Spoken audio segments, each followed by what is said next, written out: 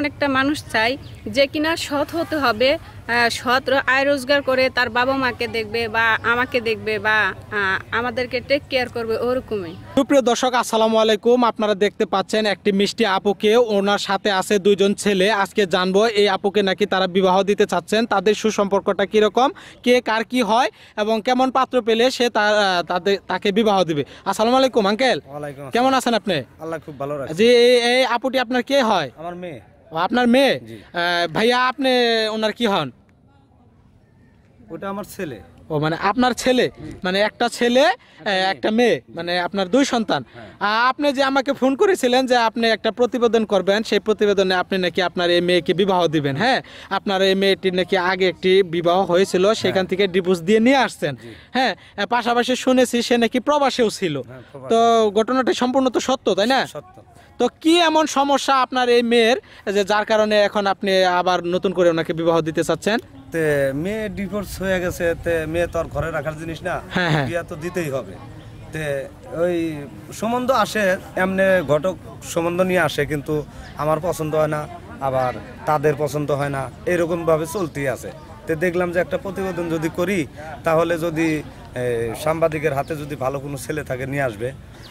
হ্যাঁ হ্যাঁ, অবশ্যই অবশ্যই অবশ্যই। আমরা আমাদের চ্যানেলের মূল উদ্দেশ্যই হচ্ছে বিভিন্ন জায়গায় অসহায় গরিব দুঃখী মানুষকে তুলে ধরা এবং কি যাদের বিবাহ হয় না পাত্রপাত্রীর বিভিন্ন সন্ধান দিয়ে থাকি। সেই উদ্দেশ্যে হয়তো আপনি আমাকে ফোন দিয়েছেন সেই বিষয়টা জেনে। তো আপু, আপনি কেমন পাত্র চাচ্ছেন যে আপনি যাকে আবার নতুন করে জীবনসঙ্গী হিসেবে পেতে চান? আসলে ভাইয়া, আমি হচ্ছে এমন একটা মানুষ চাই যে কিনা সৎ হতে হবে, সৎ আয় রোজগার করে তার বাবা মাকে দেখবে বা আমাকে দেখবে বা আমাদেরকে টেক কেয়ার করবে, ওরকমই। ও, তার মানে আপনি যেমন এমন একজন পাত্র চাচ্ছেন যে আপনার বাবাকে এবং আপনার ভাইয়ার দায়িত্ব নেবে। শুনেছি নাকি আপনার এই ছেলে একটু বখাটে টাইপের, এটা কি ঘটনাটি সত্য? হ্যাঁ, ছেলের একটু বখাটে টাইপের, এটা ঘটনা সত্য। তো তারপরে এখন আমি শাসন বাসন করে একটু কমছে আর কি। হ্যাঁ, আপনার ছেলে কি আগে কখনো বিবাহ করেছিলেন কোথাও? না, বিবাহ করাইনি, ওরেও বিবাহ করামু। ও মানে চাচ্ছেন আপনার মেয়েকে বিবাহ দেওয়ার পর আপনার ছেলেকে আবার নতুন করে বিবাহ করবে? না, ছেলে তো বিয়ে করাই নাই। ও আচ্ছা, ফার্স্ট বিয়ে করামু। আচ্ছা, আপনার সংসারে আর কে কে আছে আপনারা দুইজন ছাড়া?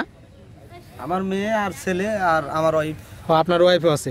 এখন আপনার মেয়ে তো বলতে চাচ্ছে যে আপনাদের পরিবারের যে দায়িত্ব নিবে এমন একটি ছেলে চাইতেছে আপনার মেয়ে। হ্যাঁ, তাহলে তিনজন লোকের একটা দায়িত্ব নিতে গেলে দেখা যাচ্ছে যে সেই সংসারে তো তারও বাবা মা থাকবে, তাই না? এরকম ভাবে কেউ কি দায়িত্ব নিবে? না না, আমাদের দায়িত্ব নিতে হবে না। ও বলছে এইটা যে এমন একজন ছেলে চাই যে 5 ওয়াক্ত নামাজ পড়বে এবং সৎ উপার্জন করে বাবা মাকে খাওয়াবে, আমাকে দেখবে। ও আচ্ছা আচ্ছা আচ্ছা। আপু, তো আপনি যে প্রবাসে ছিলেন শুনলাম, নাকি প্রবাসে আপনি গিয়েছিলেন, সেখানে কতদিন আছিলেন? সেখানে আমি প্রায় 3-4 বছর ছিলাম। ও, 3-4 বছর। প্রবাস থেকে আসার পর আপনার মেয়েকে বিবাহ দিয়েছিলেন আপনি? জি, বিয়ে দিয়েছি। তারপর ডিভোর্স হয়েছে কতদিন পর? ডিভোর্স হয়েছে 1.5 বছর পর। 1.5 বছর পর আপনার ডিভোর্স হয়েছে। এখন বর্তমানে ওনার কি বাচ্চা কাচ্চা হয়েছিল তখন? না না, বাচ্চা কাচ্চা হয়নি। তো এখন নতুন করে চাচ্ছেন যে বিবাহ দিবেন। তো সেই হিসেবে দেখা যাচ্ছে যে কেউ যদি আপনার মেয়ের জন্য ভালো একজন আমরা পাত্র খুঁজে পাওয়ার পর ওনাকে বিবাহের জন্য আপনাদের বাসায় নিয়ে আসলাম। হ্যাঁ, তো সে যদি যৌতুক হিসেবে কোনো কিছু দাবি করে, আপনি সেই বিষয়ে কিছু বলবেন কি? হ্যাঁ, দিতে পারবো, সমস্যা নাই। ছেলে যদি গরিব হয়, সৎ হতে হবে, আমরা টাকা পয়সা দিয়ে তাকে আমরা উঠিয়ে দেব। ও, কি পরিমাণ অর্থ আপনারা প্রদান করবেন একটু যদি বলতেন? যেমন যৌক হিসাবে যতটা লাগে আর কি। ও আচ্ছা আচ্ছা, এটা আপনি ভেঙে বলতে চাচ্ছেন না। যদি ভালো মনের একজন ছেলে পান তাহলে আপনি যতটুক সাধ্যের ধরে আপনি ততটুকুই দিবেন। তো প্রিয় দেশবাসী, দেখতে পাচ্ছেন এই আপুটিকে কেউ যদি বিবাহ করতে চান, উনি কিন্তু একজন ডিভোর্সি নারী এবং কি পাশাপাশি তিনি প্রবাসেও ছিল, সেখান থেকেও কিছু অর্থ তিনি ইনকাম করছে। এখন মোটামুটি তার কাছে বেশ কিছু টাকা রয়েছে। এরকম পাত্র যদি কেউ থেকে থাকেন তাহলে আপনারা চাইলে আমাদের সাথে যোগাযোগ করতে পারেন। জি ভাইয়া, আপনি আপনার বোনের বিষয়ে কিছু বলবেন? আমার আর কিছু বলার নাই, যা বলার তো আমার আব্বু বলছে, আমার বোনে বলছে। আর আসলে এটাই যে ভালো মনের পাত্র পাইলে আমার বোনের বিয়ে দেবো, আর তার চাওয়া পাওয়া যা লাগে আমরা দেওয়ার চেষ্টা করুম।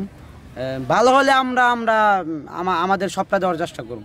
যতটুকু ভালো যে তার বাবা মারা দেখবে, আমার বোনেরা দেখবে, আমাদেরকে দেওয়ার কোনো প্রয়োজন নাই, আমরা আমরা আমরা মতো চলতে পারবো, সমস্যা নেই। ও যাই হোক, আলহামদুলিল্লাহ আপনাদের কথা শুনে অনেকটাই ভালো লাগলো। তো প্রিয় দেশবাসী, আপনারা দেখতে পাচ্ছেন বাবা এবং ভাই দুজন মিলে ভাই তার বোনকে এবং বাবা তার মেয়েকে বিয়ে দেওয়ার জন্য ভালো মনের একজন পাত্র খুঁজছেন।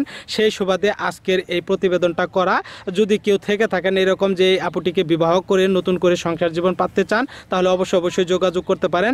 আমরা 10 জনের মধ্যে একজনকে বেছে নেব, যাকে এই আপুর ভালো লাগবে তার সাথে আমরা বিয়ে দেওয়ার চেষ্টা করব। তো আজকের মতো এই পর্যন্তই, দেখা হচ্ছে নতুন কোনো ভিডিওতে। সবাই ভালো থাকবেন, সুস্থ থাকবেন। আসসালামু আলাইকুম।